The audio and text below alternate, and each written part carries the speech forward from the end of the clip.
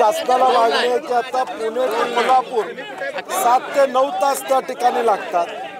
सामान्य माणसाला प्रचंड वेळ जातो, सामान्य माणसांचं पेट्रोल डिझेल त्या ठिकाणी वाया जातं, ट्रान्सपोर्टच्या माध्यमातून जे साहित्य जाते ते देखील त्या ठिकाणी वेळेवर पोहोचत नाही। प्रचंड खड्डे, ज्या खड्ड्यांचा विचार जानेवारीमध्ये करायला पाहिजे होता, 6 लेनिंग करताना सर्व्हिस रोड हे चांगल्या दर्जाचे करणं अपेक्षित होतं, त्यामुळे ते झालेलं नाही आणि म्हणून पुणा, सातारा, कराड आणि कोल्हापूर या 4ही ठिकाणी काँग्रेस पक्षाच्या वतीनं धरणं आंदोलन करतोय। कुठली वाहतूक थांबवून प्रवाशांना आम्ही त्रास देणार नाही। आमची शासनाकडे मागणी आहे की हे रस्ते सुस्थितीत करत नाही तुम्ही। नॅशनल हायवे 6 पदरीकरण व्हायला वेळ लागणार आहे, परंतु सर्व्हिस रोड 100% खड्डेमुक्त होत नाहीत तोपर्यंत टोल कुठलाही घेऊ नये अशी आमची मागणी या ठिकाणी असणार आहे। तो निर्णय होईपर्यंत आम्ही सगळेजण इथं बसून राहणार आहोत। आम्ही पहिल्यापासून म्हणतोय शक्तीपीठ महामार्ग कॉन्ट्रॅक्टर दार्जिन आहे, कॉन्ट्रॅक्टरना समोर ठेवून केलेला आहे। जनतेच्या रेट्यामुळं शक्तीपथ महामार्ग तूर्त आम्ही करणार नाही हे सरकारला म्हणावं लागलं। हे विरोधी म्हणून किंवा शेतकऱ्यांचं यश आहे की सरकारला 2 पावलं मागे घ्यावी लागली। प्रीपेड मीटर देखील सरकार या जनतेवर लादणार होतं, शेवटी सरकारला 2 पावलं मागे घ्यावी लागली। आज देखील आमची विनंती आहे की सरकारनं शानपणानं यामध्ये निर्णय घ्यावा आणि प्रवाशांना या ठिकाणी दिलासा द्यावा। नाही, सरकारी अधिकारी बोलतायत, परंतु शेवटी निर्णय दिला पाहिजे। त्यांनी निर्णय द्यावा की आम्ही टोल घेणार नाही, आम्ही आंदोलन मागे घेऊन जाऊ, आम्ही भाकरी घेऊन आलेलो आहे, इथंच बसणार आहे आम्ही। तुम्ही लक्ष वेधताय साहेब, पण या सगळ्या रस्त्यावरून मंत्री सुद्धा फिरत असतात, त्यांना कधी हे रस्ते दिसले नाहीत का? नाही, मला वाटतं आता टोल फ्री असल्यामुळे त्यांच्या लक्षात आलं नसेल। एकीकडे मोठ्या नेत्यांना आपल्या पक्षात घेण्यासाठी चढाओढ सुरू आहे, त्यासाठी पैसे खर्च केले जात आहेत, मात्र हे सगळे रस्ते जे गरजेचे आहेत ते करण्याकडे तर कुठेतरी सरकारचं दुर्लक्ष दिसतंय। काय भूमिका वाटते?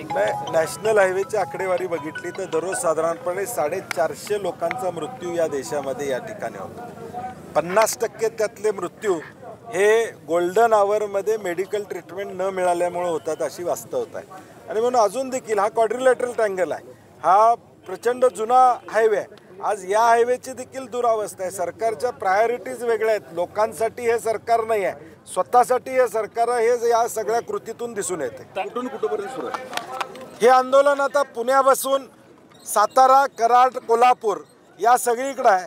मला काल आता गडिंग्लज, चंदगड, आजरा या लोकांचे फोन आले, ते देखील काही निपाणीच्या आद्रीवर असणाऱ्या तिथं देखील काही आंदोलन त्या ठिकाणी करणार आहेत, कारण की बेळगावपर्यंतचा रोड ह्याची देखील अवस्था अशीच त्या ठिकाणी झालेली आहे। आणि म्हणून नॅशनल हायवेवर जे काय काम चाललेलं अत्यंत सुमार दर्जाचं काम चालू आहे, त्याला आम्ही विरोध करण्यासाठी रस्त्यावर आले।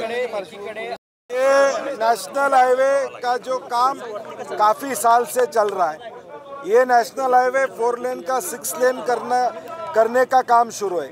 हमारी मांग है कि जो सर्विस रोड है वो सर्विस रोड अच्छे नहीं है, पूरे गड्ढे से भरे हुए सर्विस रोड है, काफ़ी एक्सीडेंट्स यहाँ पे हो रहे।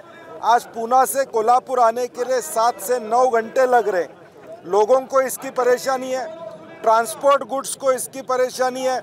आज कोई पेशेंट अगर कहीं पूना लेके जाना है या पूना से किसी को आना है तो ये रास्ते की काफ़ी बड़ी दिक्कत है। तो हमारी सरकार से मांग है कि ये रास्ते का काम चालू करते वक्त सर्विस रोड अच्छे बनाने का काम इन्होंने पहले हाथ में लेना चाहिए था, जो नहीं लिया हुआ है। तो आज हमारी मांग है कि सर्विस रोड पूरे अच्छी तरह से करे, तब तक आप 1 भी रुपया टोल ना ले। आज हम यहाँ पे बैठ के किसी को ही टोल ना देने की यहाँ पे गुजारिश करने वाले, लोगों को यहाँ से बिना टोल जाने की हम सबको बोलने वाले। हम किसी गाड़ी को रोकने वाले नहीं हैं, जिनको जाना है उनको जाने की इजाज़त यहाँ पे। हमारी मांग सरकार से सिर्फ है कि टोल आप रद्द करें, जब तक ये सर्विस रोड पूरे अच्छे तरह से नहीं बनते तब तक टोल रद्द करें।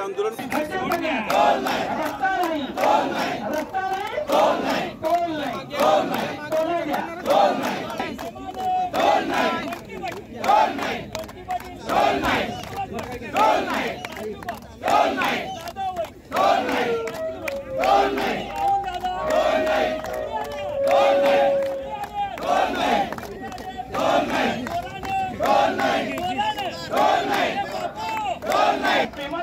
रस्त्यावर बघा खड्डे आहेत